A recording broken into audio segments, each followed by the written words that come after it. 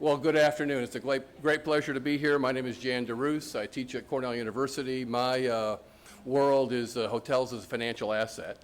I can't really tell you why Hannah invited me to do this other than I was recommended, I think, by some mutual friends. My presentation's in the packet, so I'm going to go through mine briefly. We have 4 excellent panelists today. We're going to hear some great stories about lodging and its place in downtown placemaking, which is the title of my presentation. So let me get started. Won't go through my what I'm going to tell you. My first story is lodging's really cyclical. I got 3 slides here. This slide just shows real ADR is the average daily rate, is the rent that we charge on the left-hand side. The yellow line is occupancy, and this is a long series. It's 20 years, but it just shows you how cyclical the trend is. The other thing, the things to notice on this is when occupancy drops, it takes a little while, then the average daily rates drop and they recover later. So there's this lag between occupancy changes and the ability to change rates. So rates generally tend to follow occupancy. But note that the range is quite wide. This is real ADR. It's been inflation adjusted. The other thing to notice here is that as an industry, we're unable to charge more over time on an inflation adjusted basis. It's basically our pricing is flat on an inflation adjusted basis. So that was there's another measure of flow. This is total revenue per key on the left-hand axis, and the right-hand axis is profit per key. Again, long time series. This is a PKF, Panelker-Foster data, and again, cyclicality. Revenues plus or minus 15% over the cycle, but profitability plus or minus 25% over the cycle, and very, very little lag here. When revenues drop, profits drop immediately. Interestingly, the green line here, real revenue per room, is above long-term averages, but the real profitability has not yet reached its averages over the last 20 years. And the last bit is, so I showed you some information on flows. This is the stock. So what are the values of hotels? This is an index that I create working with my colleagues at Cornell. The last peak had hotel values of roughly about 165, 170% of their value in 2000. That was in 2007. And we're not back to peak yet. We're at about 150% of where our hotel values were in 2000. Hotels generally tend to lag in the current recovery other property types. Apartments and CBD office are doing extraordinarily well. Suburban office doing poorly, probably the most poorly. Industrial hotels are doing okay, but still not back to their past peaks. So that's the hotel business as a whole. A little bit about the impact, what lodging does. New York City is interesting. It's the second largest lodging market in the U.S. The largest one is Las Vegas.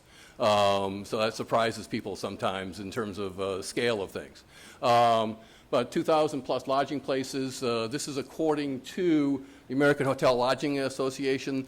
In their lexicon, it's not lodging unless it's got 20 or more rooms. The B&Bs, 20 or less rooms, are not included in this data. 214,000 rooms. You see the numbers there. To me, the big number there is the 4th bullet. Lodging, as an industry itself, generates about $5.8 billion in tax revenues for the state. You combine that with their supply chain, we've got $22 billion in revenues throughout the state. So it's a fairly sizable economic impact for New York. And this is 2003 data. I have access through Cornell to Smith Travel Research's databases. Smith Travel Research collects very granular data on a hotel-by-hotel basis throughout the world.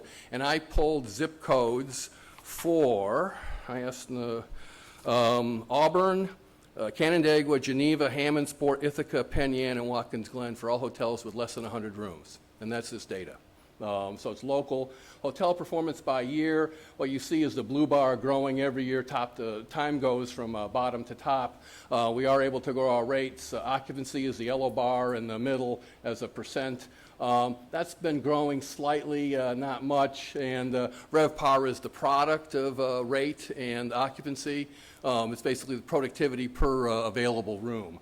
Or revenue per available room is what RevPAR stands for, and that's growing fundamentally because our average rates are growing in this area.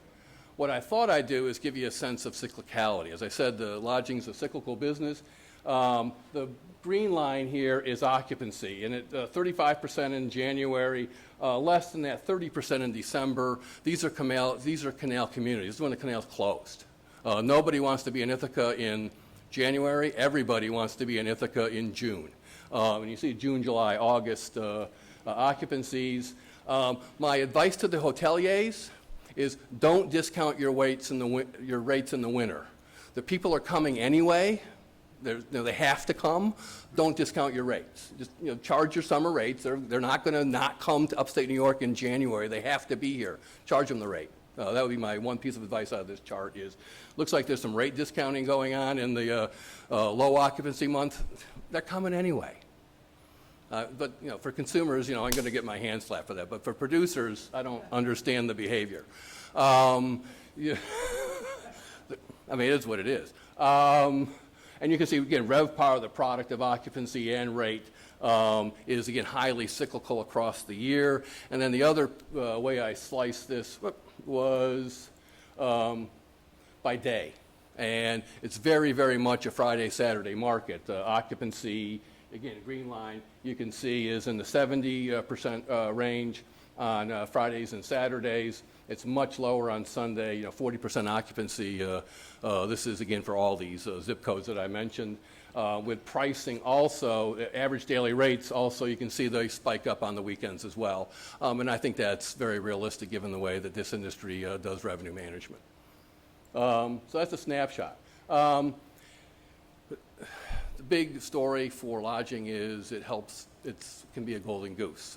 We tax non-citizens in a way that generates pretty significant tax revenues, and it's a way that can contribute to lots of good things in these communities, including the things that our previous speaker was talking about, which I think are lovely. Here's just a few. This is total tax rates.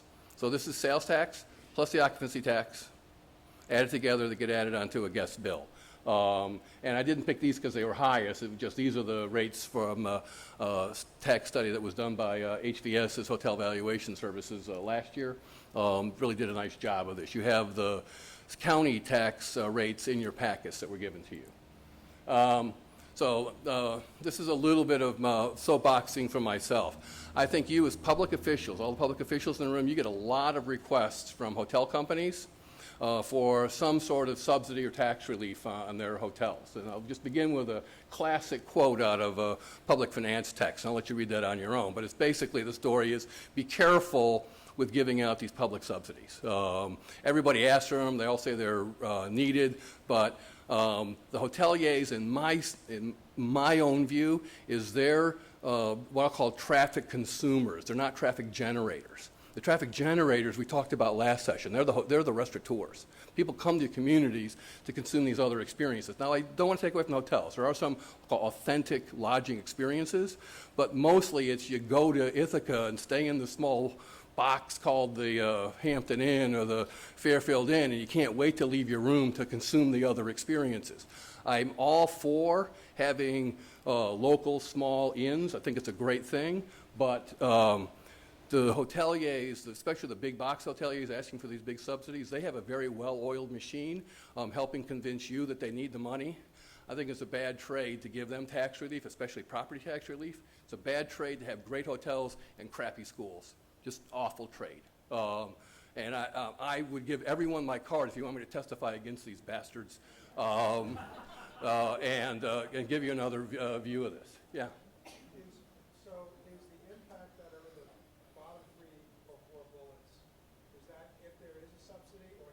Okay, so I've just done a study. So there's 34 hotels that are 100% owned by the community. Baltimore owns one, Overland Park, Kansas owns one, Los Angeles, San Francisco, Lubbock, Texas, Cedar Rapids, Iowa, all own a hotel. 21 of those have 4 years a day that we can really study.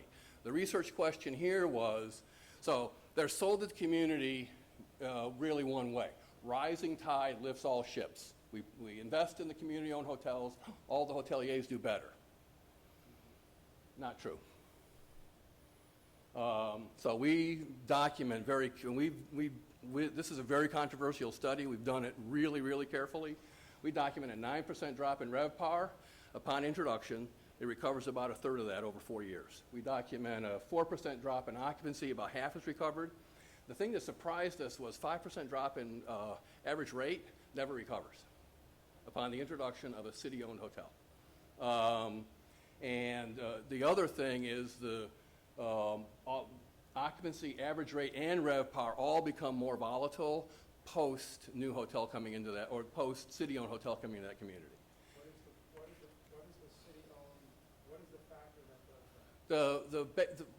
These city-owned hotels, basically, when times are good, right, we can now, they're next to the convention center generally, we can now host that convention we didn't have before. Everybody charges higher rates. When business is slow, again, highly cyclical business, everybody's competing for the same customers, and we discount to get customers, so we have a lot bigger swing in RevPAR, which is the fundamental measure, over time. The second study that I'm doing, and so this, so the big credit on this study is you're only measuring what happens to the hotels. What about the larger spillover effects to the community in terms of tax generation and job creation and other good spillovers that come from owning this hotel? We did a pilot study with 12, and 60% of those communities had, so it was 7 out of 12, the net benefit was greater than the subsidy. There's 135 communities that had some subsidy of a hotel.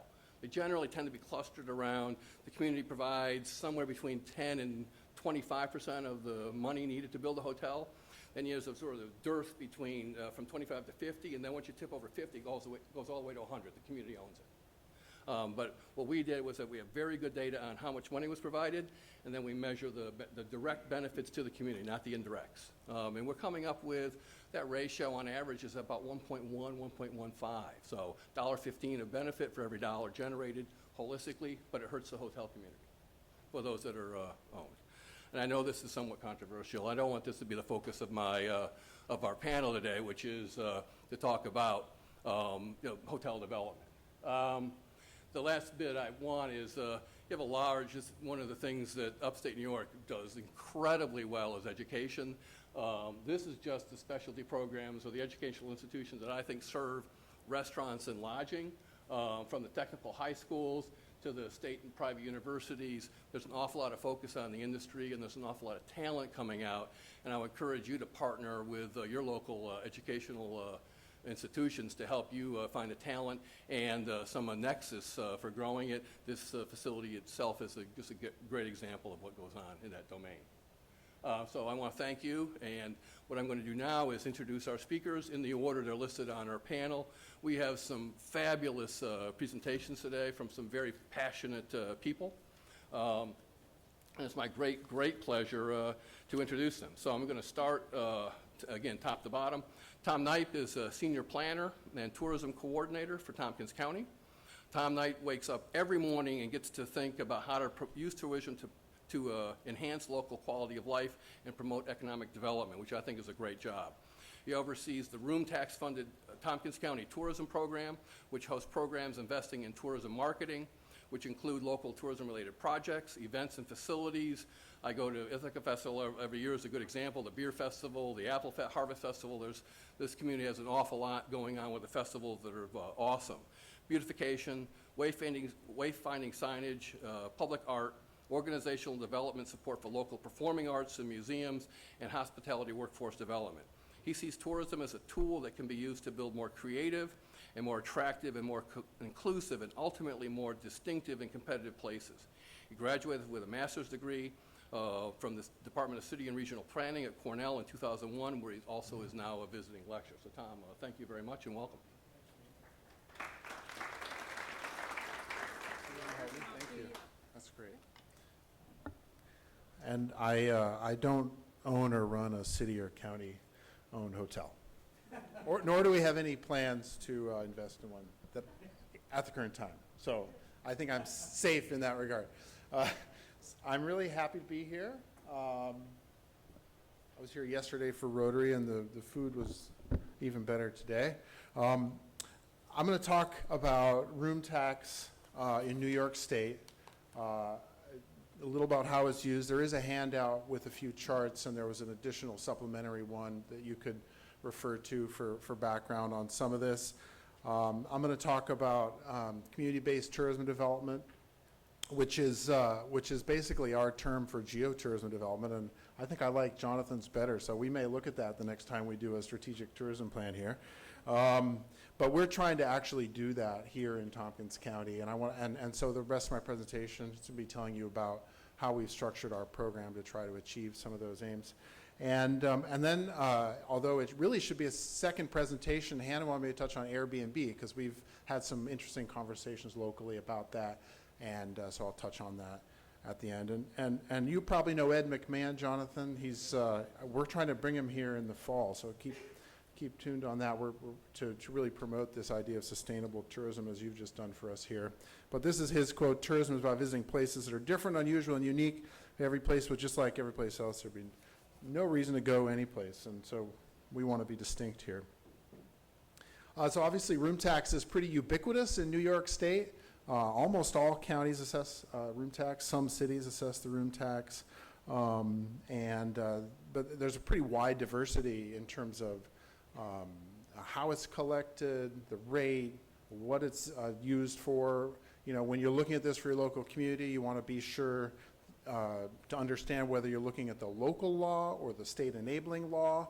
There are sometimes differences between them. For example, in Tompkins County, for years, you know, the state enabling law allowed assessment up to 5%, but we were only assessing 3%. And actually, it's through the increase of the tax back in 2001 from 3 to 5% that we were able to establish a lot of the programs I'm going to talk about. So you'll want to look at that.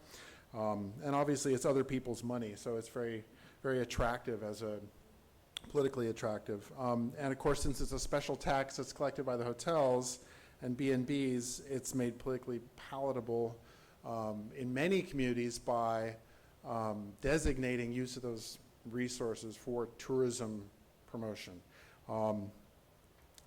That said, there's a pretty wide range for what tourism promotion means. I want to talk more about that.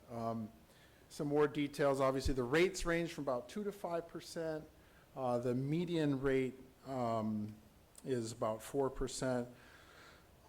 The percentage of room tax going to TPAs, tourism promotion agencies, which we tend to think of getting most of these taxes, right? When you think of communities that are collecting a room tax, most folks think about the DMO or the TPA getting the funds. But actually in New York State, for counties that are assessing the room tax, the range is pretty wide, between 10% and all of it, 100%. That's the range for the amount that's going to the TPA. So communities in New York State are already doing a lot of different things. It's very diverse.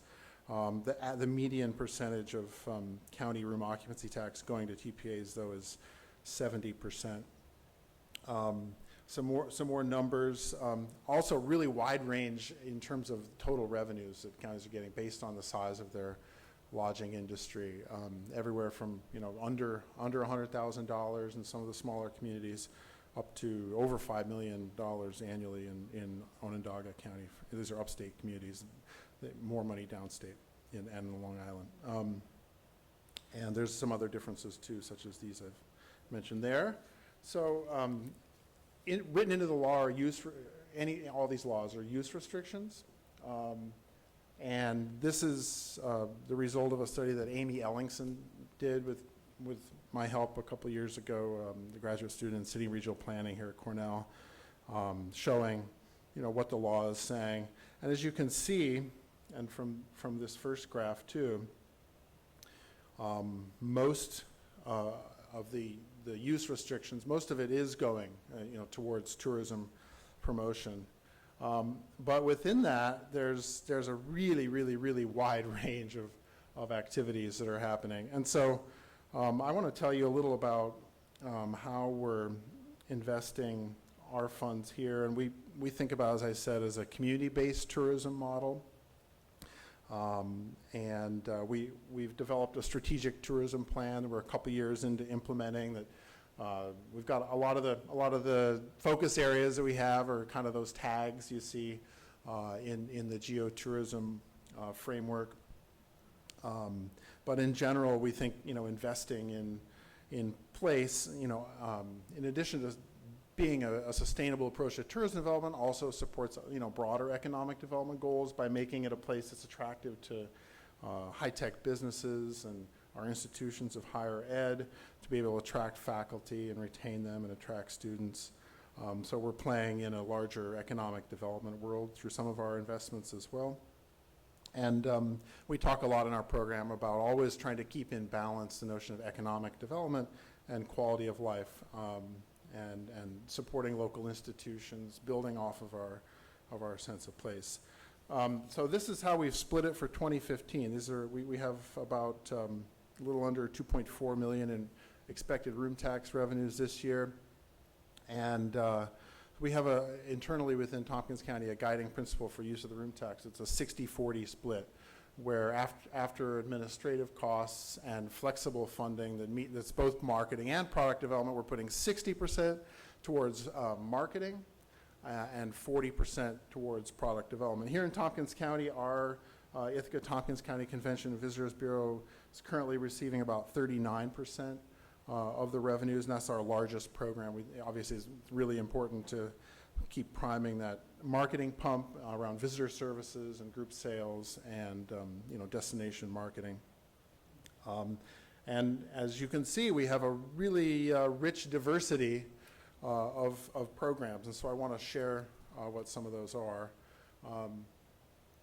We think this one is fairly unique within the state. This is our Arts and Culture Organizational Development Grant Program. Back when the room tax was increased from 3% to 5%, the legislature said, one of our priorities needs to be making sure that our large performing arts organizations and museums, the cultural attractions, don't go dark. They're really struggling. This program has been really important to providing it's not project money, it's organizational development support. So, and that differs between different organizations. Some folks are hiring marketing people, some folks are hiring development people. Some folks need outside consultants to come in and do strategic planning, but it's really designated towards how can we sustain and grow and support the general organizational development needs of these organizations. We've been doing this for about 13 years and about $25,000 a year on average, so that's really added up and made a difference to our major theaters. And this is a shot of the State Theater here. I think Buddy Guy is going to be in town this weekend, by the way, so come check it out if you're interested. You like Buddy Guy. Another signature program of ours, we think, is our Tourism Capital Grant Program. And this provides support for feasibility studies for capital projects, as well as up to a 1/3 match for major capital projects to improve, like bricks and mortar sense, our major attractions. We've invested about $1.7 million in the 13 years the program's been running, leveraging about 10 times that in other investments. And here you have just a few of the things recently. Improvements at the Hangar Theater. We've got a destination skate park being worked on this year, Science Center, and Cuga Waterfront Trail. So again, we're trying to touch on, with this program as well, a lot of the different focus areas within our tourism strategy. And then we have a wide variety of other tourism grants. Jan mentioned our events. We do support a lot of events in the community. We also have a program that is administered out of our Downtown Ithaca Alliance that supports technical assistance and a shared equipment pool that saves events a lot of money and helps them really up their game in terms of event management practice that helps all of our events be successful and thrive, as well as rural beautification grants, public art grants, some larger grants for strategic tourism implementation, including one last year for the Ithaca Commons, and we're all looking forward to the big grand opening in September, of that, and we played a real small role in that. But it's these kind of grants. We look at them not so much as providing I mean, we can't play, with the state and the federal government in terms of dollars, right, when it comes to the pavement and that kind of thing. But what is appropriate for use of our local room tax dollars around these bigger projects is like tourism enhancing amenities. So in the case of the Commons, we've supported electronic kiosks at the entrances to the Commons that help visitors as they come in really be guided to the area. We also have a beautification program. Some of the beautiful public plantings you see in the area are supported by this. I think we're not unique in terms of providing beautification plantings and so on through our room tax. And of course, there's a downtown ambassador program, and being a county program, we also work to provide support in the rural areas through our rural beautification grants. We're working on a wayfinding signage plan. We hope to be there's several others that have done this, but we'd like to implement a community-based wayfinding approach, and we'll be looking to implement that coming up and of course, Cayuga County's done some work around that too. We do a lot of what we do, and I think I may be unique in New York State because I'm a planner that works on tourism stuff. Fortunately, I do have a little background in marketing and events and nonprofit management, so I get the lingo and I can talk the talk. But our focus in Tompkins County is also on investing in strategic planning work, so that we can identify the priorities, apply for the resources, develop and implement and evaluate the programs. Right now, we're working on an agri-culinary tourism strategy, which some others folks spoke about this morning.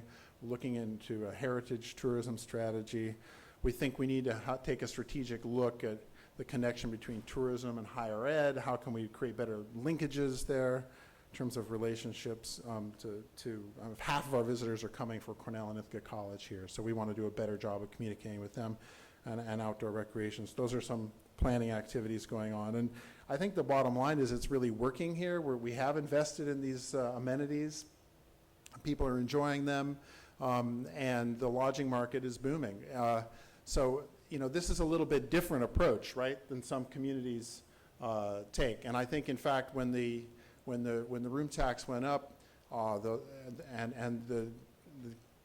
and funds were going to be invested in product development, that felt a little squishy and a lot of the hoteliers in the community and others were concerned and really maybe were advocating for those funds to be used more on your traditional tourism marketing activities. But what we've seen here over time is that some of our lodging community members are our strongest allies and board members because they've seen that it really is working. Those are some recommendations for how to approach this if you're interested in doing this in your community. How much time do I have? 2 minutes. I'm going to breeze through Airbnb, and then we can save the rest for questions later. Who stayed in an Airbnb or is an Airbnb host? Great. Well, you've all probably heard the term anyway. What is an Airbnb? Airbnb is a website. It's a platform for promoting lodging in individual homes. Traditional B&Bs use it. Castles, there's a really wide variety of different types of properties that are using this, but the typical stay is one in which an individual homeowner rents out a room in their house for a short period or the whole property for a limited time period. And we became concerned about this because some of our folks in our lodging industry, not so much the hotels, but the B&Bs, were saying, hey, we think people are telling us that they found a cheaper place on Airbnb, and what are you doing as a county to make sure that you're ensuring a level playing field in terms of the room tax? Obviously, being a county, we don't have as much to do with the zoning and all of that. So we started looking into it, and certainly there are a lot of issues with Airbnb that local governments need to be aware of and consider how they're going to respond to it. And some of that has to do with tax and compliance.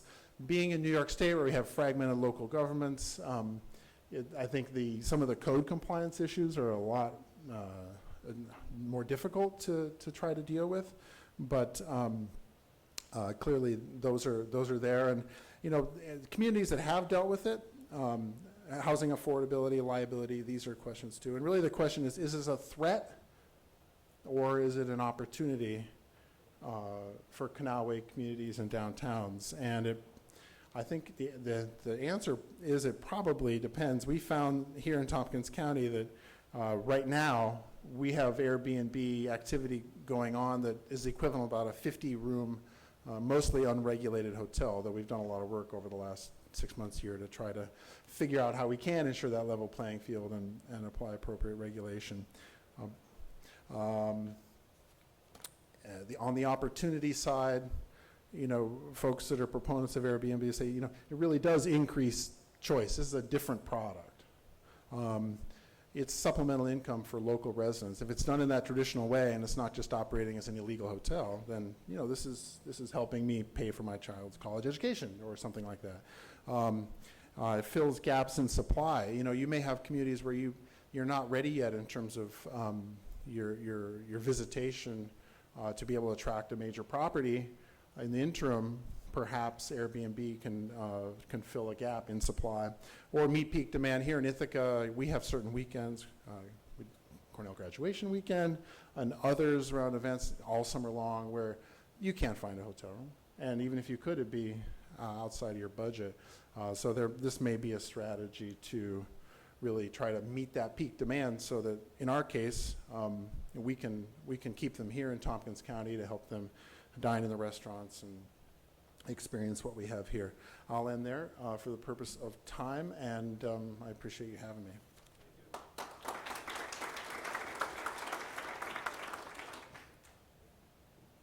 Thank you very much, Tom. It's now my pleasure to introduce Ed Riley. Mr. Ed Riley has 40 years of experience in design, construction, real estate development, and hotel operations over his career. One of the most important things to know about Ed, and it's actually at the bottom, so I'll read that first, is he maintains his registration as an architect, which I think is phenomenal given all of what he does. In August of last year, Mr. Riley resigned from Pyramid Companies, who operate a little mall up in Syracuse, New York, to go out on his own and restore the Hotel Syracuse. His experience includes some really serious some historic property renovation. I've visited all these hotels. The Biltmore in Phoenix, the Claremont in Berkeley, the Fairfax and Embassy Row in Washington, D.C. Prior to joining Pyramid, Mr. Riley was VP of Resort Development for Interwest. Interwest is a large ski company that does amazing work in the western part of this country and in Canada. He was the Director of Development for Marriott Resorts in Hawaii, and the Marriott Resorts in Hawaii are quite phenomenal. And he's been involved with construction properties with budgets totaling $1.1 billion. As a founding partner in Waterford Partners, Mr. Riley was an owner partner in some Marriott Courtyard and Spring Hill Suites properties in the northern New Jersey and Philadelphia record. He's also been architect of record for many, many projects. It's a great pleasure to introduce Ed. There he is. And thank you very much for speaking to us today.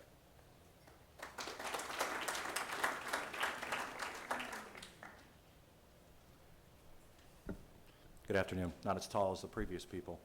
One correction I have to make. I wasn't with the Pyramid Companies in Syracuse. I was with the Pyramid Hotel Group in Boston. Oh, you were with Those guys, yeah. I headed up their real estate development, design, and construction group there. So that's where we did the Biltmore. Basically, this is an outdoor rendering of our hotel. I have to do a disclaimer right now. I am taking significant tax credits and government money, although we will own the hotel. I had a good story to tell. I bought a 90-year-old hotel with 612 rooms that had a Swiss cheese roof, hadn't seen a guest in 11 years, had no running water, no heat, no air conditioning. So had to do something, otherwise it was a big room for me to be in.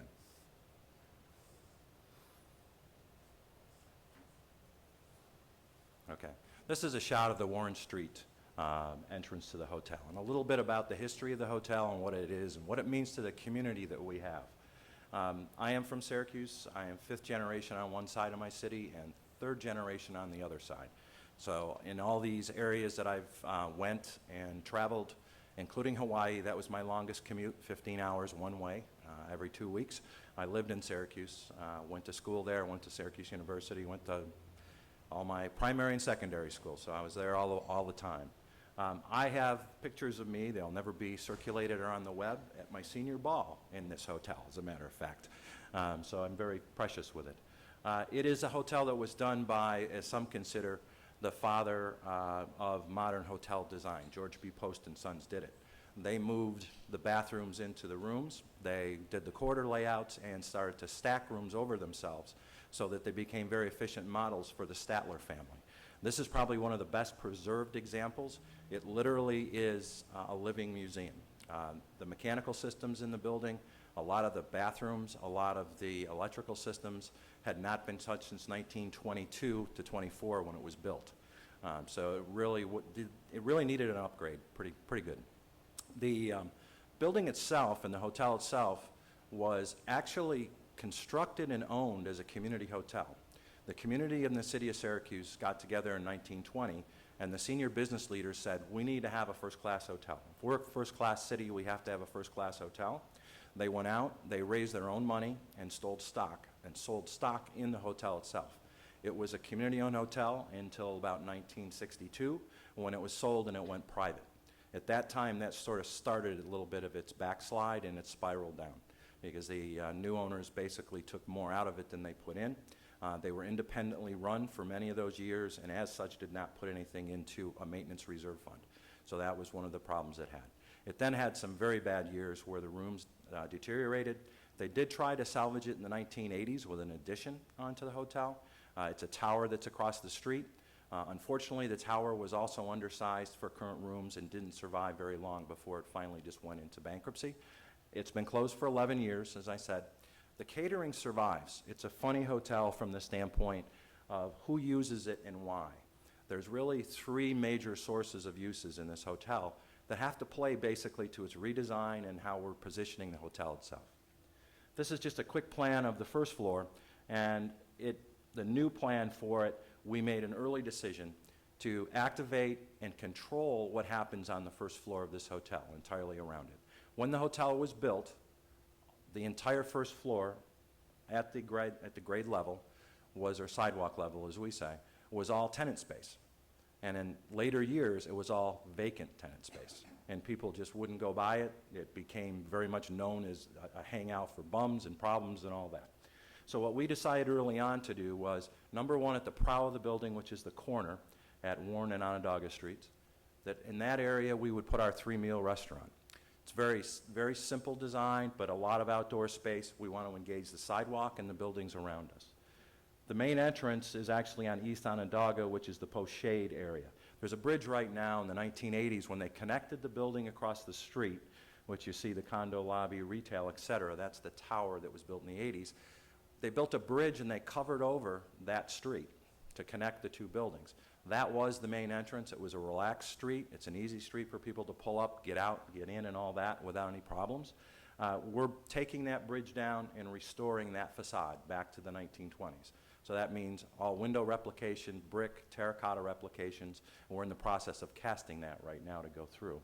At the end, or basically towards the corner of Harrison and Salina Streets, the other corner or prow of the building, that area we're doing an IAC meeting space with multiple areas for and supporting the Convention Center Hotel.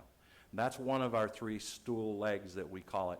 This will be designated as the Convention Center Headquarters Hotel for the Onondaga County Convention Center in Syracuse. Part of our funding was a $15 million grant that was originally targeted, I think about 8 years ago or so, for a new build from ground up there.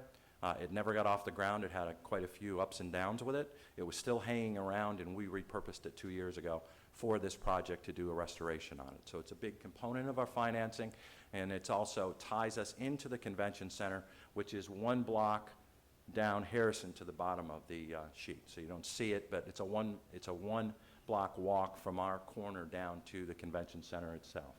On Harrison Street, it's basically the service areas on the building, and then at the corner of Harrison and Warren is our sports bar. If you know anything about Syracuse, we like our sports, we like our Orange Men, so you know, you've got to get a tip of hat for this. For years, Coach Max, which was a sports bar on Onondaga Street, did very well. And actually, Coach McPherson, the older coach of the SU football team from many years ago, lived in the hotel on the 11th floor in one of the apartments up there. There was originally an apartment for the manager of the hotel.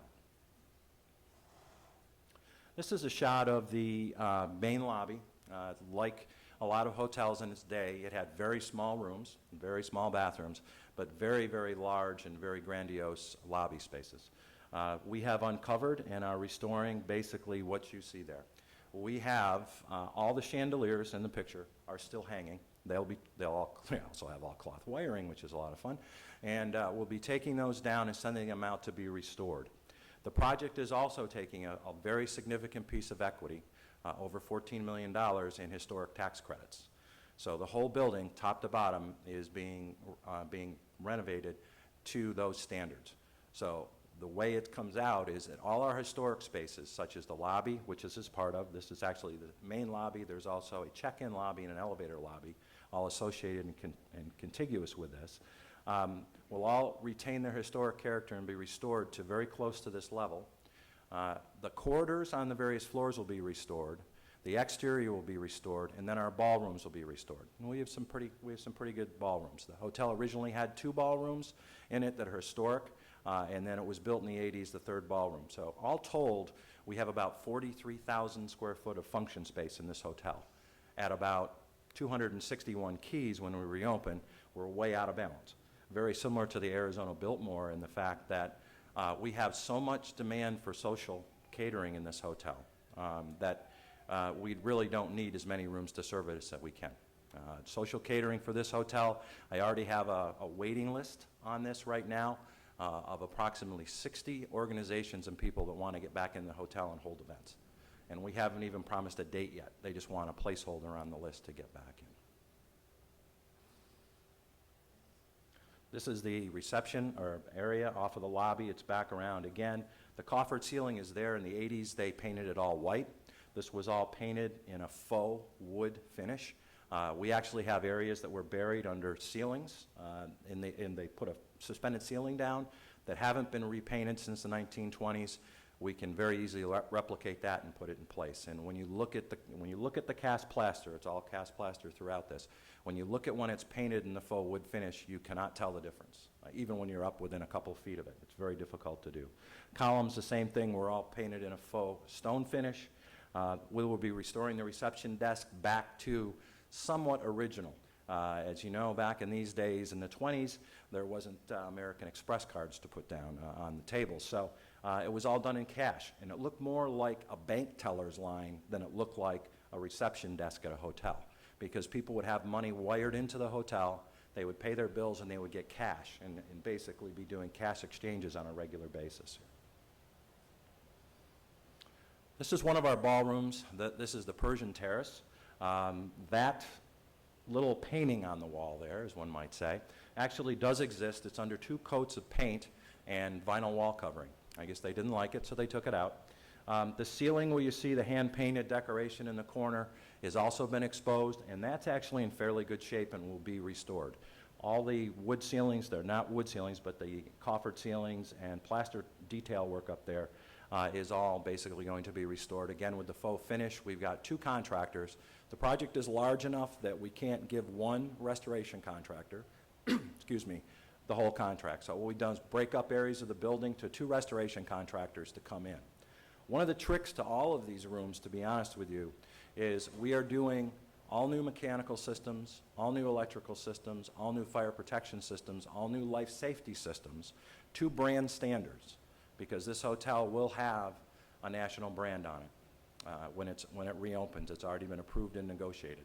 So this is sort of out of the box for that company, and it's sort of out of the box that we have to do this all in the back and put it back together, because we don't want to disturb these finishes because to restore them would be a small fortune and way over our budget.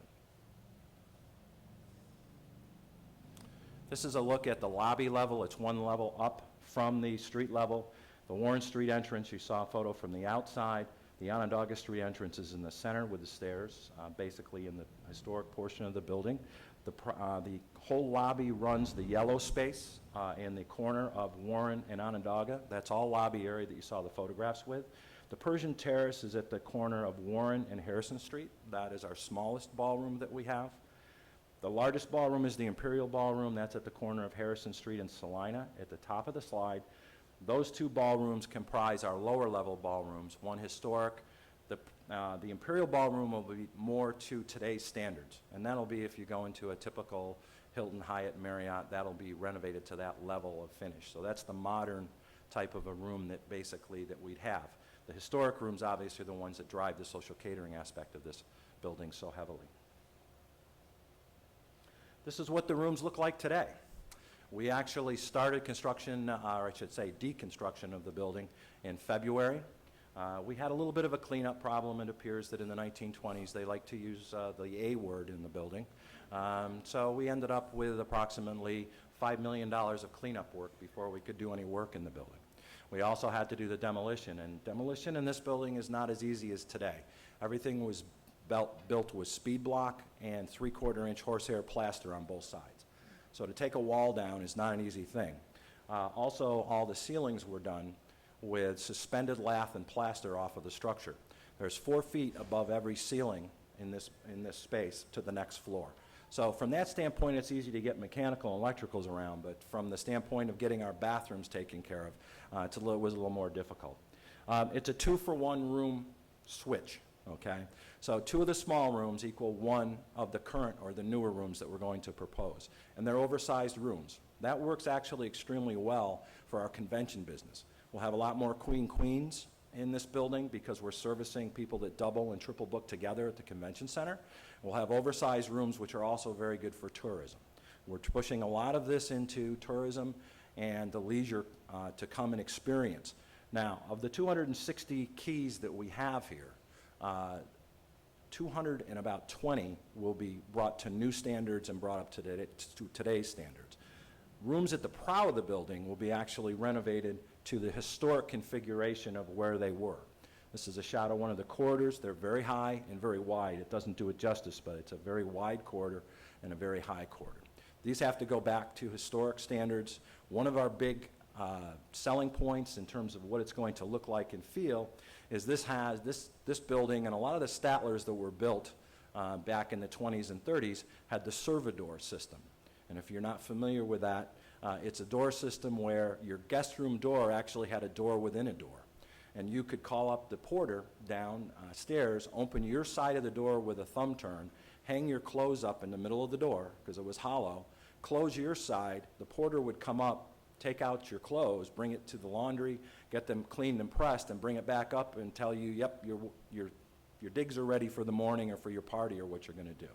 According to our restoration and what we're doing, we're actually keeping all those doors. We're sending them out to a local furniture manufacturer in Syracuse. Pretty easy to figure out there. And they're being restored back to that level of finish. So we'll put those back in. They'll be fixed mainly because of not fire codes, but because of sound transmission for getting, the room standards up to brand standards in terms of what we're doing. This is what the rooms used to look like really back in the day. I love the TV though. That's a classic. I can tell you that right now. Another one there, that TV. I used to tell people when I first acquired, I gave tours. We gave away free gifts to parting people. I only had about 600 TVs there like that, so I wanted to get rid of them, and nobody took them for some reason. I don't understand why. This is a typical room floor right here. Again, it's a 2-for-1 change. The yellow is the corridors. That's all historic restoration. The blue, as you can see, light blue and dark blue connotating the new rooms, and they're all oversized. They'll be very generous. In the prow of the building, which is the corner of Onondaga and Warren, that is where primarily those rooms will keep their configuration except for the bathrooms. We're going to redo the bathrooms. Something about a 1924 vintage bathroom doesn't meet today's standards. But the rooms themselves are very historic. That is where the suites were located for this hotel. And when you look at this hotel, in Syracuse history, it's a who's who.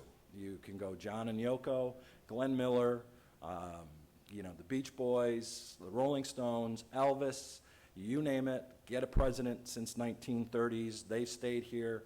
So we're compiling basically a book and a little memorabilia, and if you want to stay in an historic suite, You'll basically be able to go there and see the people that checked in and have some of the personal accounts by some of the staff that actually served them at that time. So it's something we're doing, okay? Room layouts, very simple, meeting today's standards, oversized bathrooms, a little sketch of the room itself.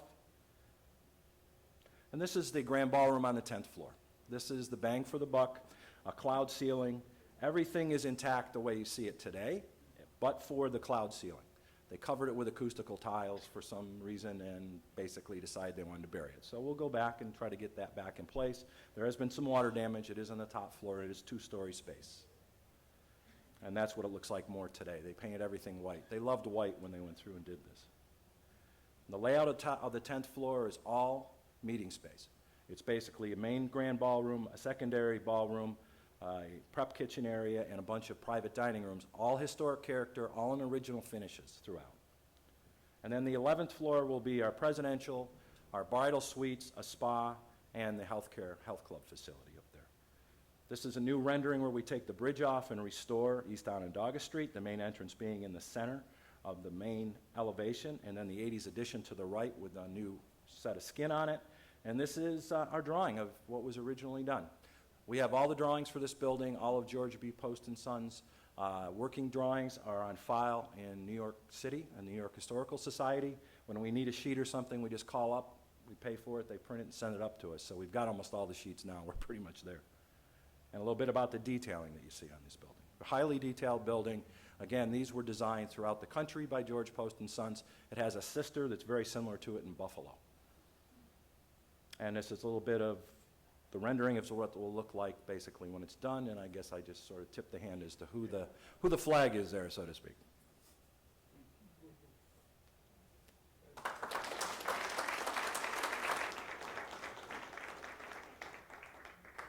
Well, in a previous life, I was a hotel construction project manager, and that was a pretty awesome presentation. That's fabulous. Our next speaker is Kathleen Yassis. Kathleen was born and raised in the Shelburne area and holds a bachelor's degree in journalism. In the late 1970s, she was a reporter and city editor at a daily newspaper in northeastern Arkansas, following which she spent 30 years in the New York metro area as president of MSP International, a publishing and conference management company. Kathleen is a writer and editor, continuing to produce books, newsletters, and works of fiction. She has a blog called The Squeaky Pen, and has articles featured in Preservation Nation, Working Woman, Self Magazine, and the New York Times. She is currently vice president of the Sherburne Public Library Board of Directors, the chair of the annual Sherburne Arts Festival, and the president of the nonprofit Save the Sherburne Inn Restoration Project. She's here today to talk to us about the Sherburne Inn, and I think you'll find Kathleen to be a very passionate speaker about her work on the Sherburne Inn. Thank you for coming.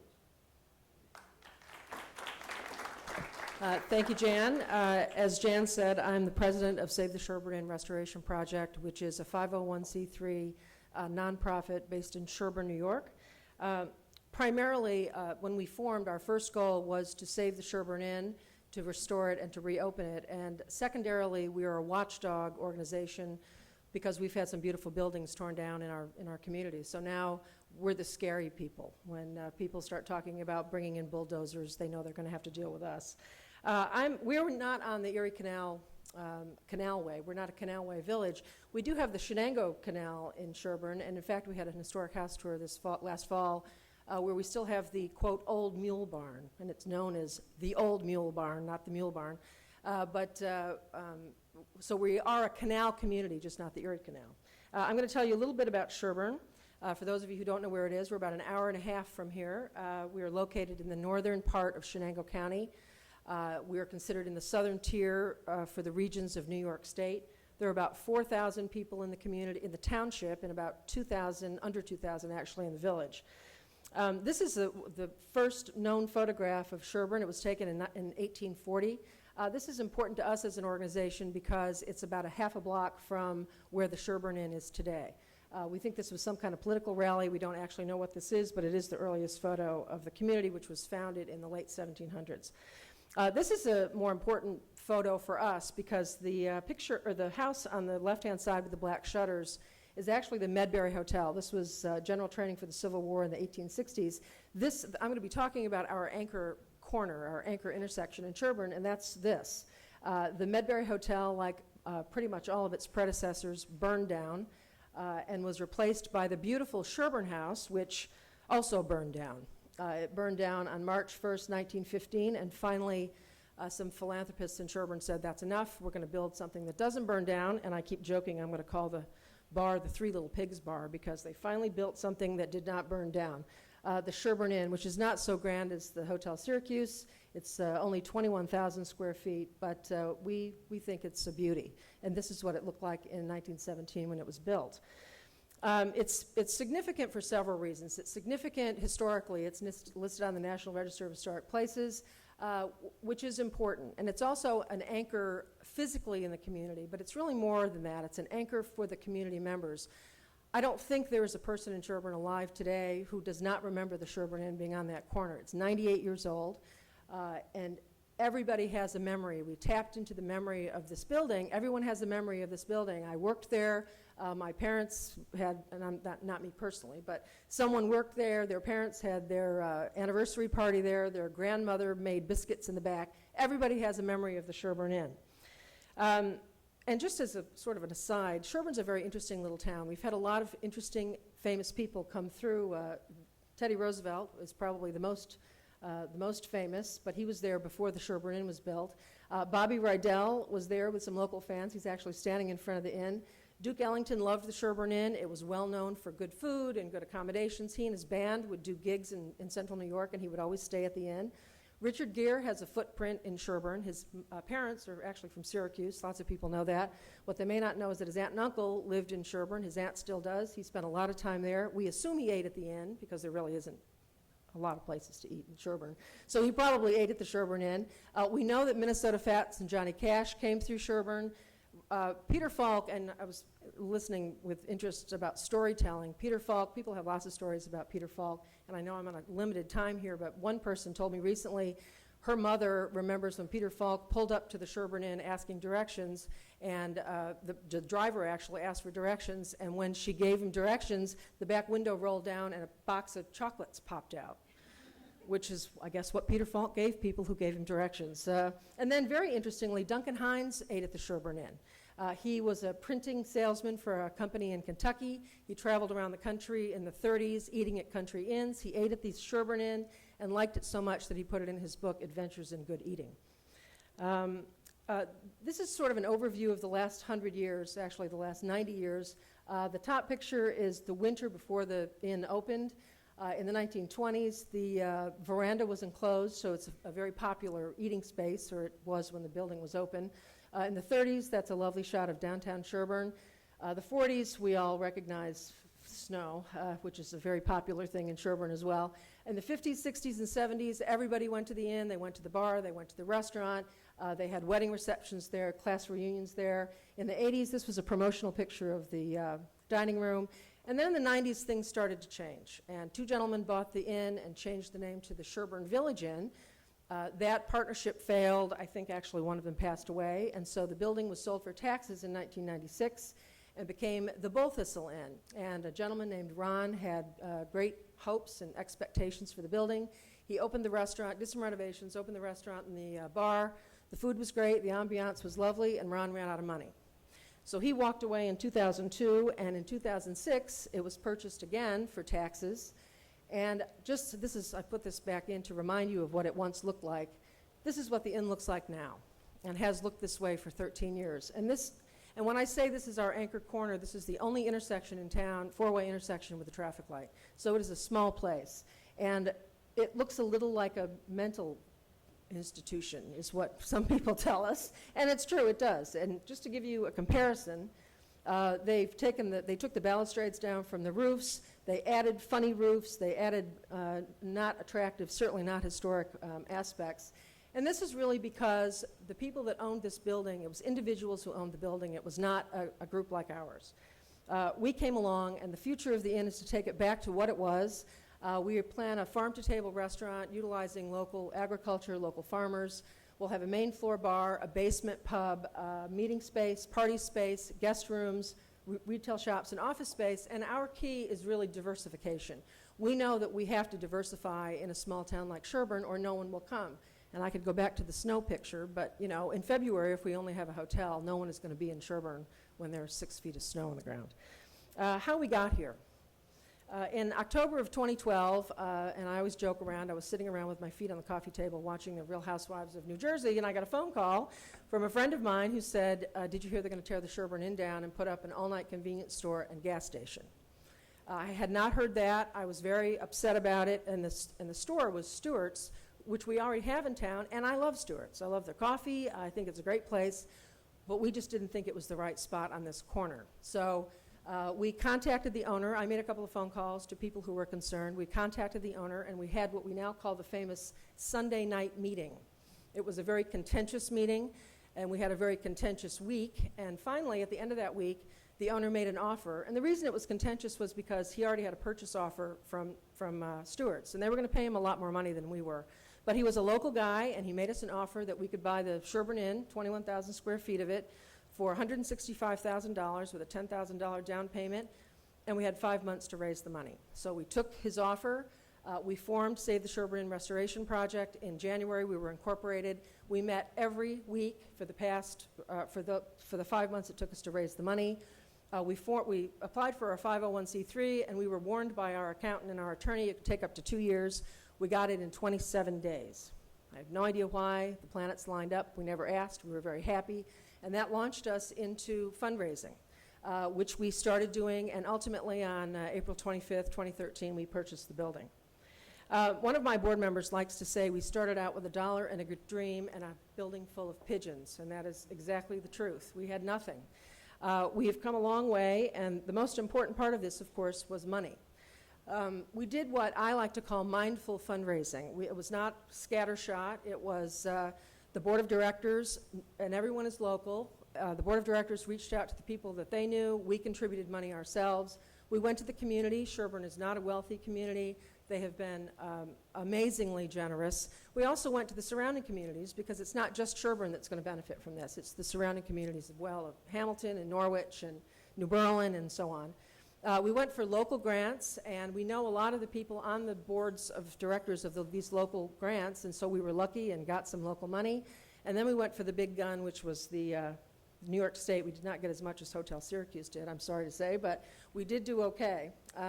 We raised $165,000 plus from the board to buy the building. The community has contributed so far $45,000, but that continues to grow. Local grants, $75,000. We've been awarded $1 million from New York State. So we have raised to date $1.3 million. We need another $1.7 million. Our budget is $3 million, but we'll get there. We have far more than $1 and a dream now. And this slide really should say how we're doing it, because we're not done yet. It's very important to have the right board of directors. They have to be proactive. Local was very important because, again, they know everybody. They know who to reach out to. And they have many and varied skills. We have construction trades, we have writing, we have editing, we have publishing. One of our board members is the owner of the local newspaper. So we really spread out with skills for our board members, and that's very important. Promotion and PR are also very important. You've got to get your story out there. We've been on TV, we're in the paper all the time. As Jan mentioned, we were on the blog for the National Trust, so we are getting our story out there. Volunteers are also very important. If you don't ask, you don't get. And it's amazing what people will do. I actually have one person who has volunteered her grand piano for the bar. So it's been wonderful, really. The small town aspect has its problems, but not in that respect. Fundraising, again, you have to focus and you have to be creative. You have to know when your community is tapped out. We don't do direct fundraising from the community anymore. What we now do are events so that they feel like they're getting something for their donation. And again, I can't emphasize this enough, you have to diversify. Our services are going to be diversified in that building. Then now I'm stuck.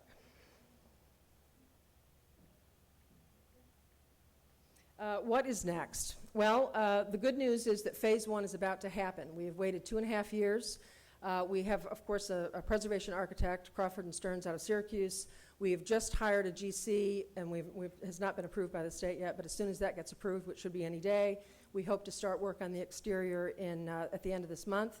And that means windows, brick pointing, porches, decks, and so on. We're going to enclose the envelope of the building and make it at least nice looking while we continue to work on Phase 2 and 3. Phase 2 will be the main floor, the dining room, the gift shop, the bar, and the enclosed porch. And then Phase 3 will be the upper floors where we'll have guest rooms, meeting space, party space, and office space. Fundraising is very important, and we must continue to do that because these are matching grants. We matched our first grant by the purchase of the building. The second grant, we have to raise $500,000 to match that. Some of the other local grants are matching, so we will continue to fundraise. We're going after another state grant in 2015. Again, events, we had a house tour in the fall. We'll have another in the spring, or excuse me, this fall. And we have a concert that we're doing also in the fall in collaboration with the local Arts Council. And those collaborations are very important in order to continue to raise this kind of money. And then, of course, we're going to launch our corporate campaign, and we hope that a bulk of our remaining money will come from corporate. And now we're starting, instead of worrying about pigeons, we're worrying about planning. We're selecting tenants. We're talking to chefs. We're seeing who we can get in the building. We're doing soft selections, things like decor and landscaping. We're marketing, and we will also co-market. We have so many businesses in the area. Chobani is 9 miles to the east. Colgate University is 12 miles to the north. There are many, many companies 12 miles to the south in Norwich. So we're going to be co-marketing with a lot of the other businesses in the area to ultimately fill the pipeline, because that's what we need to do to make this sustainable. It's one thing to save it and restore it and open it. It's quite another to keep it going, and that's what we intend to do. Finally, I am not a downtown rural development expert. As Jan said, my background is meeting planning and editing and writing, but I sort of became one when all this started by surprise. And in any small town, and I was gone for a long time, but in any small town there are challenges and solutions. One of the biggest challenges for us was the rumor mill. And for example, speaking of the A word, one of the rumors about the Sherburne Inn was that it was full of asbestos. Well, we tackled those rumors one at a time. We did a hazardous waste assessment, and in fact, there's a tiny bit, but it's nothing compared to what people were saying. You also have to know how to use the rumor mill.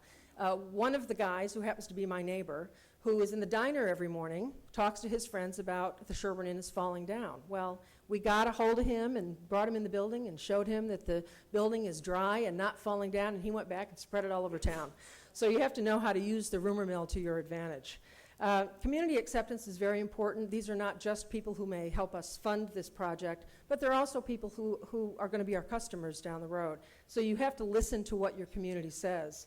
And you have to prove value for the big money. When we applied for the state grants, one of the important things for this grant for us was the sustaining local agriculture. And the fact that we owned the building were two huge things. So you have to prove your value, and you have to tell your story, and you just have to be fearless. And finally, local funding. People are afraid there isn't money locally. Well, there is. You just have to know where to look for it. And finally, the good stuff is that you're from there. It's your town.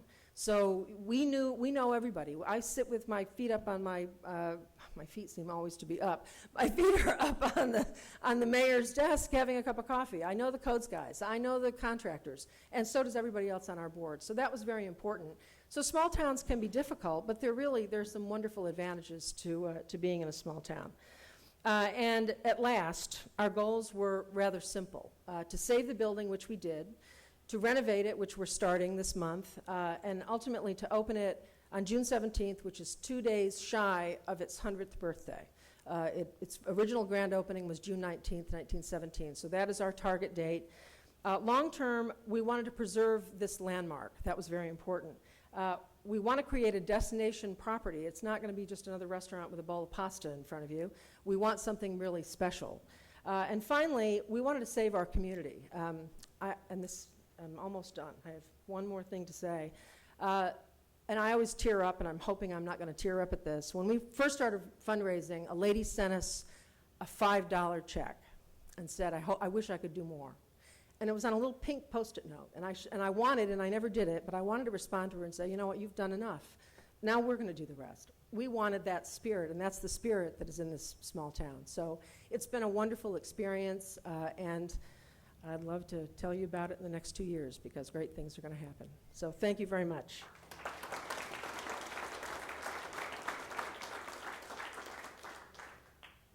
Thank you. That was really awesome. as someone who's, I vacation a lot in Jekyll Island, and I watched the restoration of the Jekyll Island Club there about a decade and a half ago, and watched all the good things that happened to that community after the one big inn there was renovated. So I really wish you all the best there. Our last speaker is Matthew Keeson. Matthew grew up a few blocks from the Erie Canal in Rochester, New York. In 2010, he helped open 3B, which is a cooperatively owned and operated bed and breakfast in New York City. 3B was named the best new affordable hotel in the world by Budget Travel. Keen on both hospitality and worker-owned business, Matthew serves as a board member for the New York City Network of Worker Cooperatives and a secretary of the New York City Bed and Breakfast Association. Matthew's here to talk to us about that experience and also some of his plans for his next steps. So thank you very much for coming, Matthew. Hi. Definitely being up here, I wish I still lived close to the Erie Canal and not the Gowanus Canal. So for those of you who aren't familiar with worker cooperatives, I really just mean any business owned by the people who work in it. There's a lot of different models for this. You can have a traditional corporate model where the board of directors is simply elected by the workers. You might have a multi-stakeholder model like many food co-ops where workers and members alike elect people to the board. And you might have a more horizontal democratic workplace, which is what 3B is like. Our cooperative is in hospitality, and we're really interested, especially in many of the Erie Canalway communities, for the possibility of these sort of micro enterprises. We didn't set out to open a bed and breakfast. It was more, we had this unusual opportunity to renovate a building in exchange for a long-term and affordable lease. And after looking at our resources and considering what our neighborhood needed, we thought a bed and breakfast would be great. At the time in downtown Brooklyn, there was one hotel operating, which was the most successful hotel in New York City for many years, the downtown Marriott, but no other lodging. And then, as Jen mentioned, a year later, we won this award. And actually, if I can give any words of encouragement to the Sherburne Inn, we found that by doing something that itself was a story that told itself. For example, if you open a new Holiday Inn, you have to write a bunch of press releases, and your average travel journalist isn't going to consider that sort of a newsworthy event. But because we were doing this cooperative enterprise, and in fact we're the first cooperatively owned hospitality business in New York City, and possibly the state, stories wrote themselves, and somehow through word of mouth, we achieved this incredible honor. Our guests are about half from Europe, a little less than that from, half from America, a little less than that from Europe, and remaining from Australia, South Africa, Asia, South America. Mostly couples between 25 and 45, but we do get a lot of families, particularly from Europe. And I want to touch on something Jonathan mentioned earlier, which is we found our guests are all seeking values, and really a sense of place. And it's the reason that we've been able to maintain incredibly high occupancies is because our space feels like Brooklyn. One of the great innovations, of course, of the Hiltons was to say, travelers, whether you're in Paris or London, it'll feel the same. And 100 years ago, that seemed like a great idea. Now that seems almost crazy. And I think there's a lot of opportunities, especially in the Canalway, as we've been speaking about, to really create spaces that feel like the spaces. Average stay is about half a week. Most people are coming for a short stay, and that average is sort of shifted up by these, mostly European travelers are staying for a week or more. As for us, we're a cooperative. There's 7 owners at a time. It's sort of like the ship of Theseus. The people change, but the cooperative remains. Ages have ranged from very young to late 30s. We've had 15 owners since we started, most of whom have been women. Everyone has come from some other different background. Students, artists, writers, journalists, etc. No one had ever owned a brick and mortar before. The founding group was all, at the time, under 30. And anyone who had business experience was in technology or freelancing. But we were able to start this bed and breakfast in about a year, and we made a lot of mistakes that we probably wouldn't have made if we had read a book or something about it. That left us a lot of time to focus on our personal projects, and I think one of the great powers of a cooperatively owned business is you get to decide what your business is going to value. So for example, Catherine Lacey wrote her debut novel and got it published last year. Tim runs a design goods business. Elena's making clothes and weaving textiles. The basic concept for us is all the profit is distributed based on hours worked. So we value all the tasks of hotel making equally and just log them, whether it's making breakfast, cleaning beds, doing marketing, all these things can, since we're all equal owners, all contribute to the success of the business. The average partner is earning enough to cover basically their room and board and a small stipend. It may not sound like a huge amount. Remember that in New York City, average rent is now $3,000 a month. Probably not what it's like around here, but yeah, it's getting there. Great.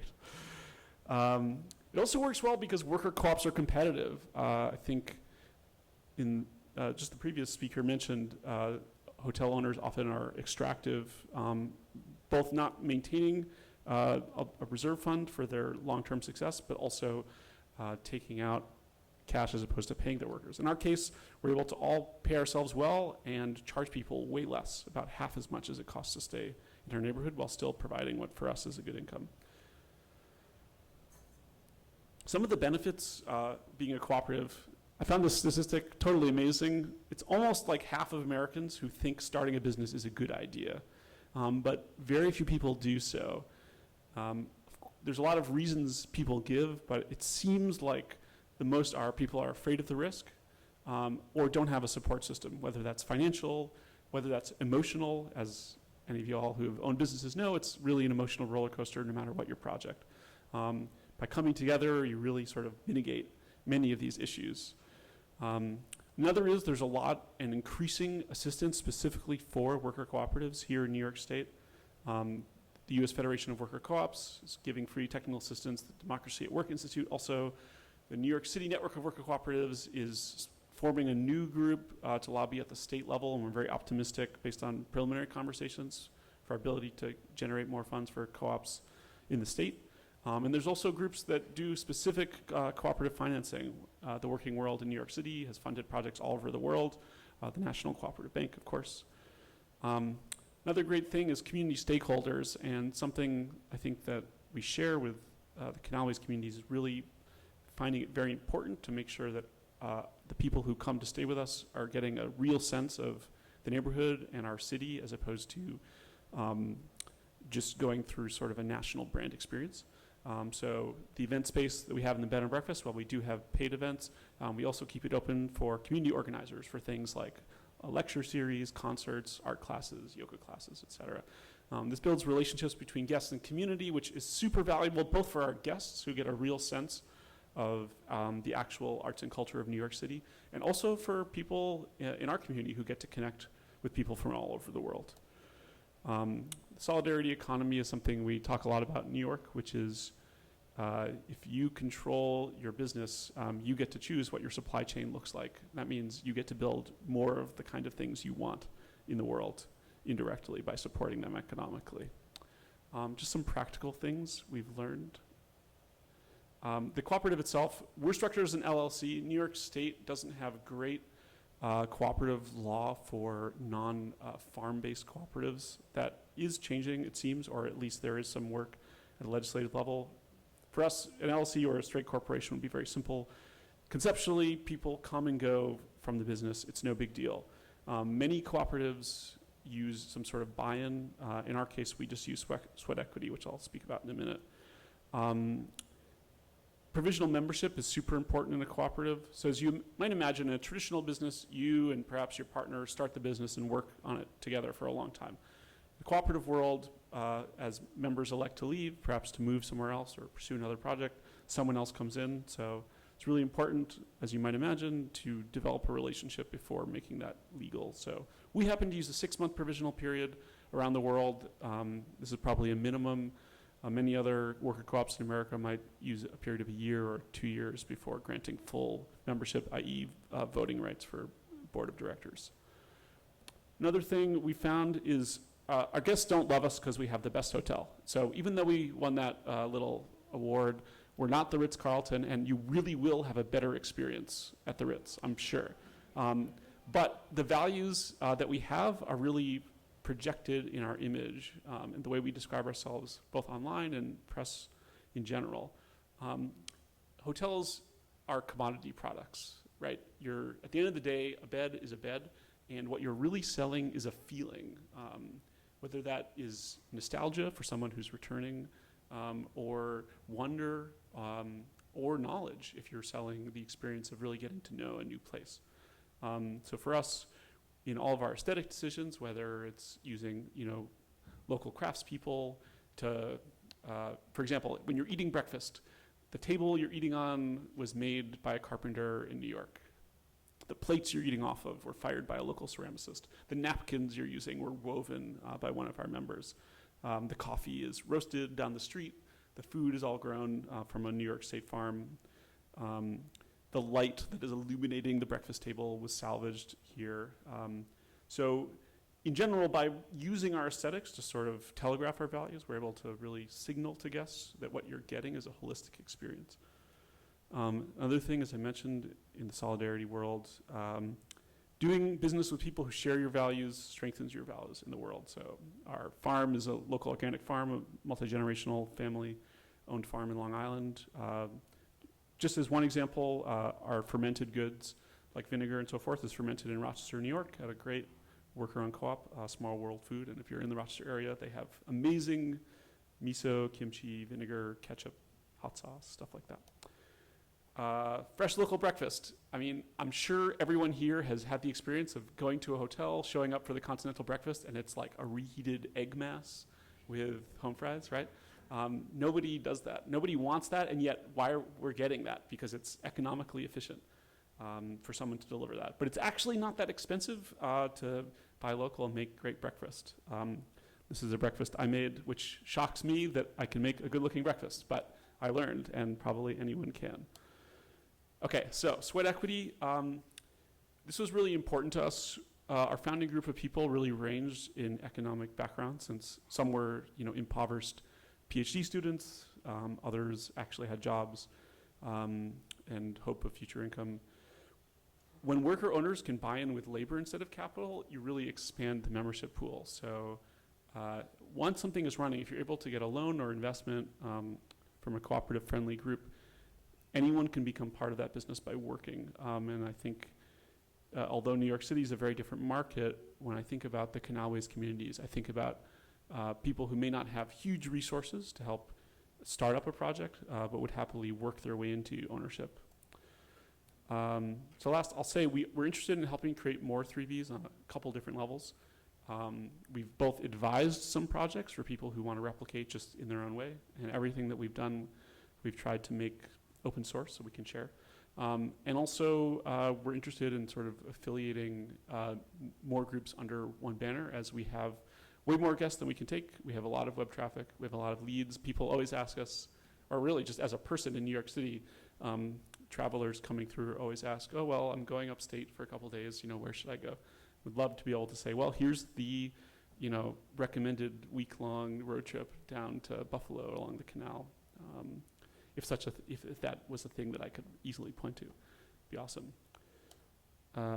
So we have both materials on how to run a B&B sort of updated. I think the days of, I know in your communities there's probably a lot of Victorian style B&Bs with really great doilies and so forth. I think there's a bigger market out there, and bed and breakfasts don't have to conform to at least my grandmother's house. I think it's important to have that slice of the market, but I don't think a bed and breakfast has to look that way to be successful, and perhaps, in fact, could reach a larger audience by adopting a more modern aesthetic.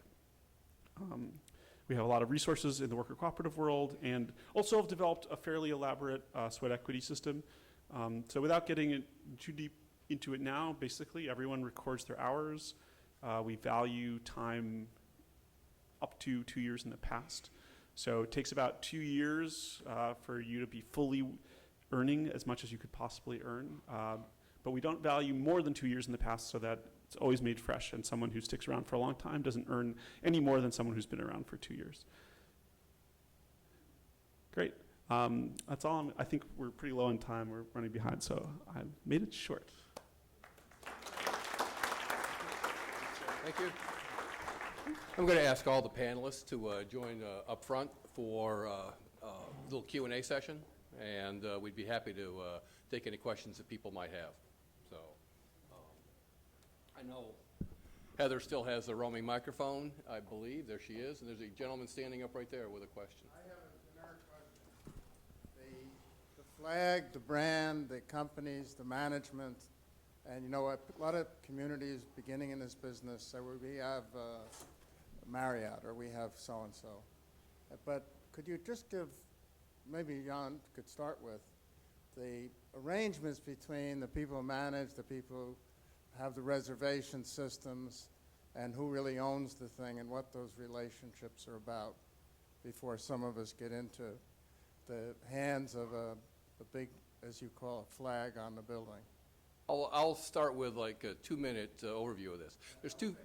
There's two fundamental models in the world of dealing with the big box chains.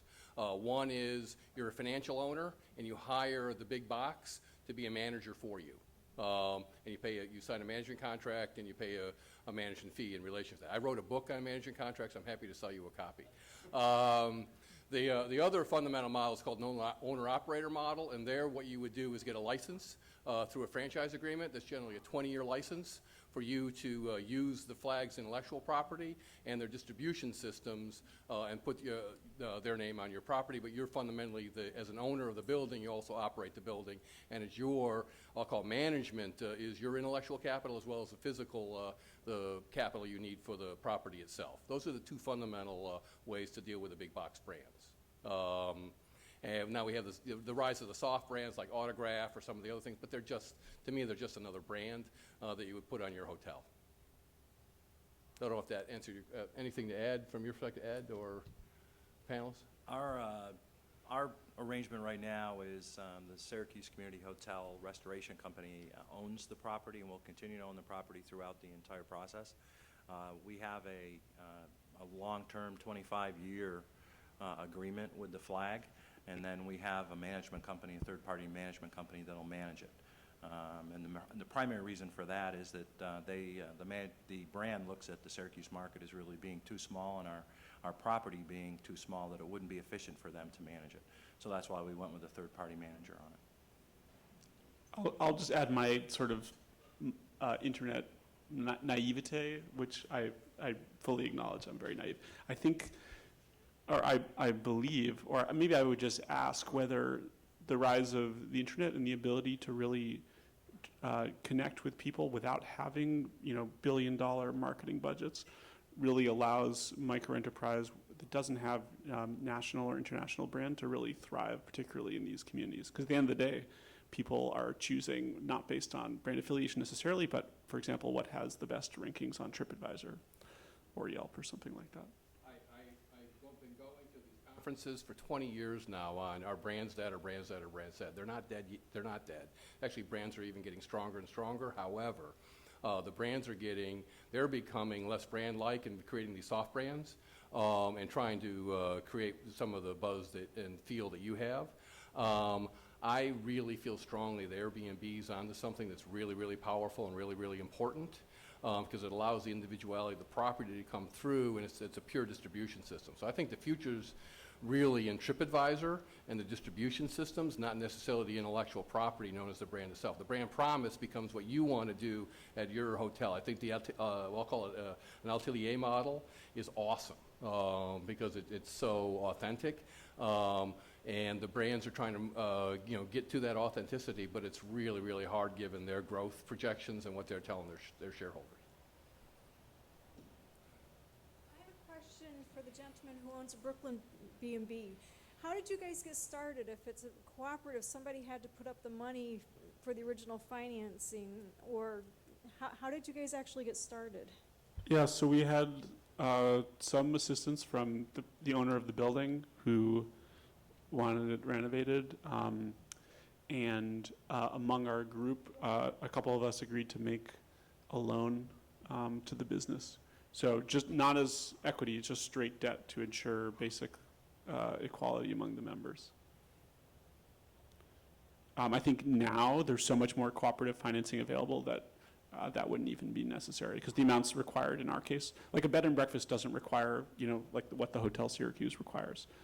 to make it operational. And in fact, in many communities, code compliance is even so simple that the costs could be purely aesthetic as opposed to capital. My question's for the Syracuse hotel developer. I'm wondering, I'm right over here. Like why you need to actually have a flag with that hotel. I mean, you've got like the Jefferson Clinton and the Parkview that are downtown, and they don't have franchise agreements, right? Those are independent hotels? The Jefferson Clinton it started out as actually a branded hotel. It was a Hawthorne and that. Oh, and okay. They let it go. But let me put it this way. The reason we looked at it is because we have 261 keys in the hotel, and we also are the convention center hotel. And, you know, when you're dealing with meeting planners and people that come in for conventions, they get a lot more comfortable with a branded hotel. They know what the standards are. They know where they're going to be. The other thing that we made a conscious decision on, and, you know, I was very much concerned about this, was I had to be a realist and say in the last few years of the Hotel Syracuse's life, before it finally went dark, it did not have a very good reputation. Now, the people in Syracuse love it, and then, you know, it's part of our community, we embrace it, and we know what it is because we have the memories. But people that came from out of town think it's probably one of the dregs that you want to know. So we had to change that around and almost do a mini rebranding on it. Kathleen, you're looking for 1.7 million more in your fundraising. Earlier, the lady from SHPO talked about the tax credits. Have you been actively seeking to get tax credits for the renovation? We of the have not Sherburne Inn? yet. That's something that we're going to look into, but we have not, you know, quite frankly, we've gone through so much at this point just to get where we are. That's the next step. We're going to start looking at tax credits. We're going to start looking at things in the next 2 years that will push us in that direction, but we're not there yet. We have talked to SHPO about it, though. We have a very good relationship with our preservation folks, so that's next.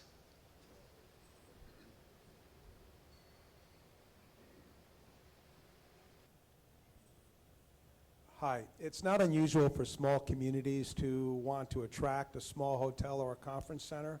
What would you say were some of the groundwork that's needed to solicit the interest of developers? Is it anything along the lines of doing a market or a feasibility analysis for a specific site first, or should you just, I don't know what the approach you would propose?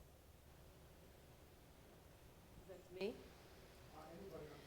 Well, one thing I will say about that is that in Shenango County, recently a study was done, and as I said, we're at the northern tip of Shenango County, but a study was done by the Chamber of Commerce to find out how many hotel rooms were in the area and if it was a need.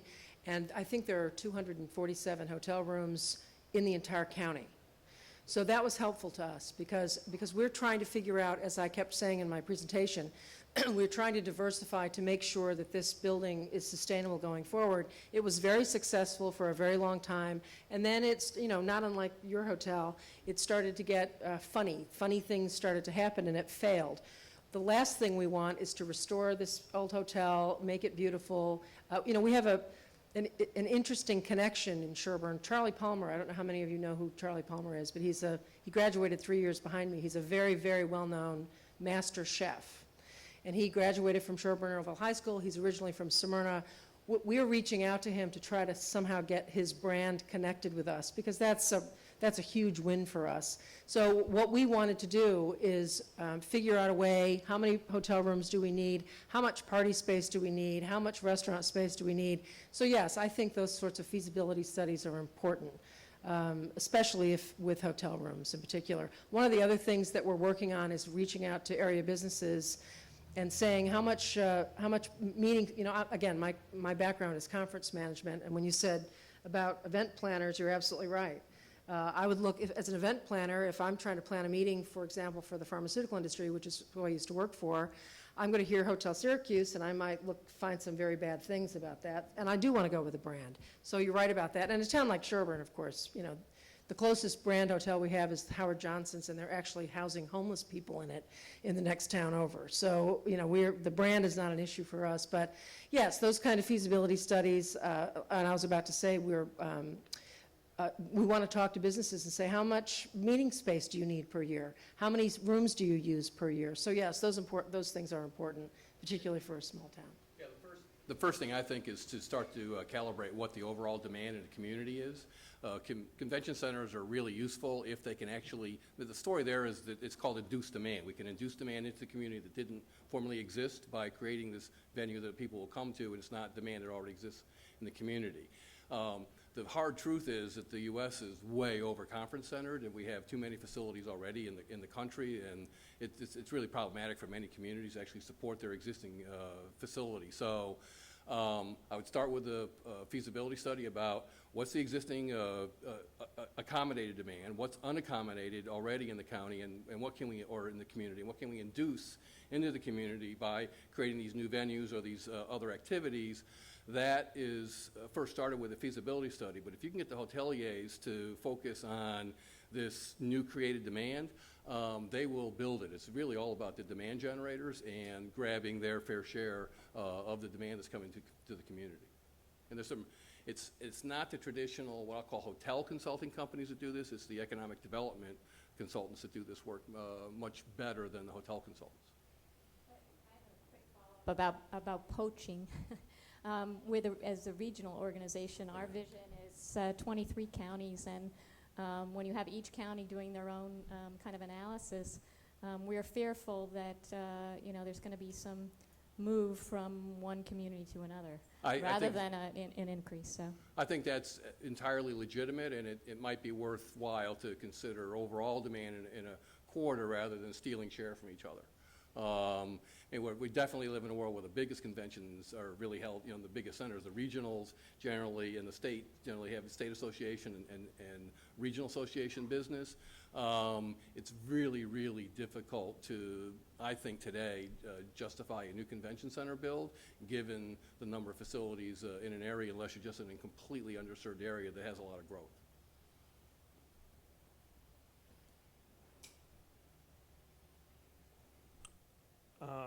I'm from Buffalo, and one of the trends that we've been noticing there, including the building that I work in, is a lot of the new hotels in Buffalo, not just in downtown Buffalo, but also some of the smaller villages and urban centers, is hotels going into mixed-use structures.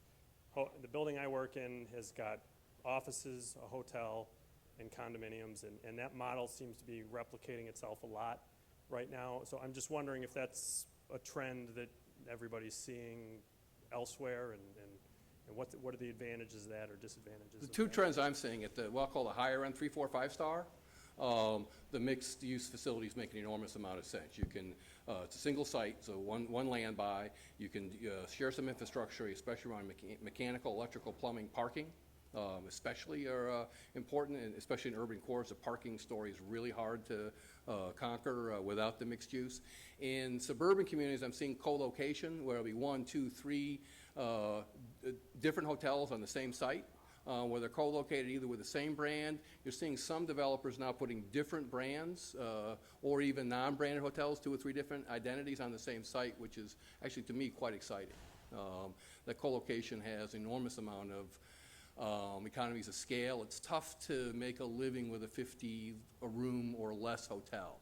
The sort of sweet spot starts to come at 75-ish plus rooms. Now, if you're charging enough money, you can make it all work. I did a gig for leading hotels of the world earlier this week, and they're talking about Il Pelicano in Italy, what their rate's €1,200 a night. So they can make that work in a 25-room inn.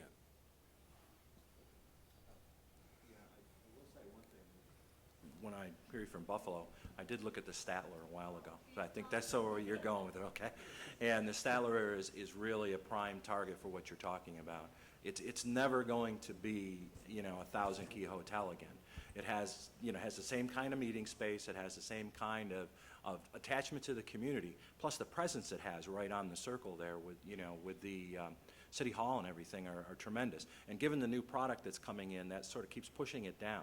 So to look at that is really being, a mixed-use building, I think, is absolutely the right way to get that building going. It's big enough to generate significant tax credits, which you can get. It's got a prime location that's going to do very well. And I think even mixing within it, he was saying that mixing the type of product that's in there with a full service and then maybe a focus service or even an extended type of stay, not so much what we would consider to be a traditional, but something like a Marriott executive stay type of product would do it very well, and then go back to offices. And the other reason, I have walked the building, obviously, and it's got a lot of floors that were converted to office already. So to convert them back with the number of elevators that you have, because a lot of times when you get into, restoration projects, you don't have enough elevators to serve the guests versus maybe the other tenants, because you don't like to mix them. You sort of like to put them apart. But there's enough elevator shafts there that you can do that. That's a prime. That building is very well set up to do that. Can I ask why you didn't do that at Hotel Syracuse? 216 rooms, a lot of room in that market. It seems like it's a lot of rooms for that marketplace. Many properties that size do have an apartment function because people will pay pretty well to live downtown in a hotel.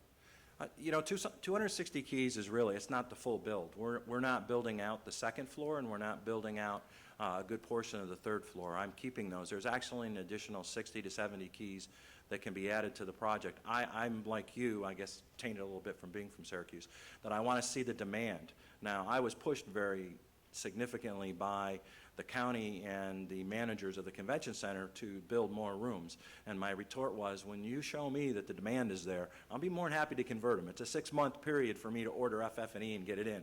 The rough ends will be there, everything will be there. The last thing I wanted to do was to build a hotel that would sink under its own weight again. The same as some other people have said, sustainability was paramount to me. I've got these 3 legs. I've got social catering. It's a very odd hotel. When you look at urban hotels that, have a large amount of catering space, ballroom space, you figure that if an urban hotel is doing 20% of its gross sales, in catering, that it's doing well, and you're bonusing your staffs, giving a pat on the back. I have records in the Hotel Syracuse, accounting records. I can tell you what a maid made in 1932 if you'd like to know. But I've got records on the performance of the hotel. Almost since the day it opened, it's been a 50-50 hotel. 50% of its revenue comes from social catering and meetings, and 50% comes from room revenue. So it's a very much embraced part of that. The second thing is obviously the rooms, and we wanted to make sure that we had the rooms to a level where it did support the convention center. And the third part of that is the transient leisure, which we're targeting a lot of local. We're not building a big restaurant. We're building a group of smaller restaurants that have local flavors to them. We're bringing the community in. We're doing a lot of things. We're using a local furniture company, hopefully, to build the furniture, their furniture was in there in 1924 when it opened. We'd like to get them back there, and we're very close to that. And we're also bringing in the successor to Oneida Silver. Okay, we've actually talked to them about replicating the silver that was put in the hotel in the 1920s. So all those type of things, we're knitting that together to be a demand generator on the leisure side and also tying with OHA. The other part of the equation here is we have a very deep relationship with the Onondaga Historical Association. They have the largest basically painting and artwork and photography collection in most of upstate New York, if not all of upstate New York. And we've set with them too that we can borrow pieces permanently from them and put them on display, but we can also get our art from them and just pay for the framing and the like, and tell the story of the hotel in that. And we're also going to co-develop an actual museum room within the hotel that tells the story of the hotel, how it came about, all those type of items. So we're trying to drive all that into, so it's not just a place to go in.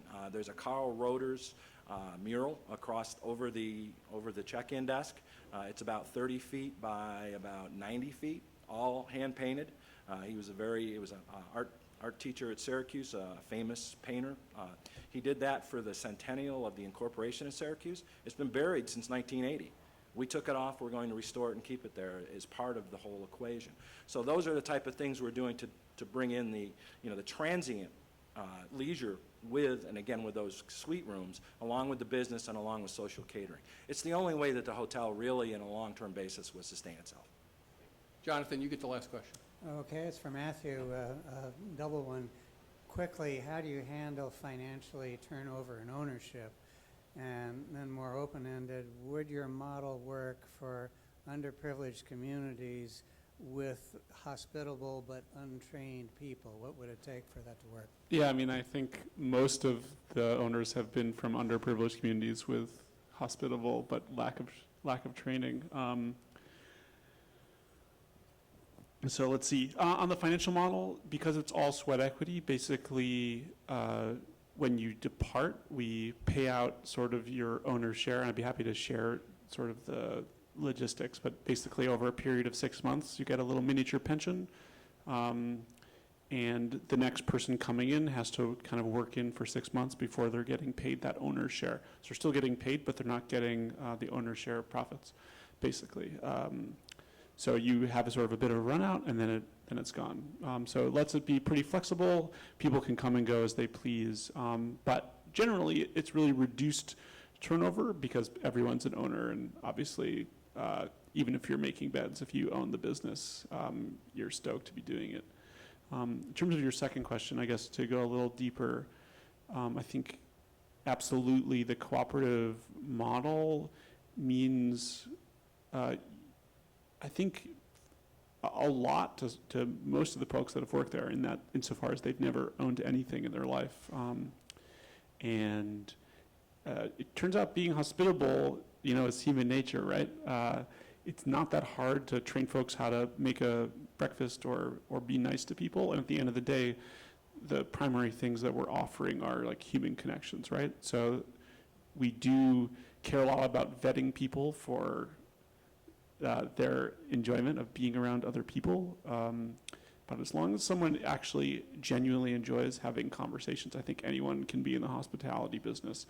Most of the processes are at this point down to such a science that people can kind of come in, train, and go without substantial investment in time or resources on our side. And I think that's probably true across most of the hotel industry. Now, it's totally different when you're running a 200, 500,000 person building or a resort. Those operations involve completely different economies of scale, completely different kinds of supply chains. A few cents of loss on every bar of soap would make a huge difference to your bottom line.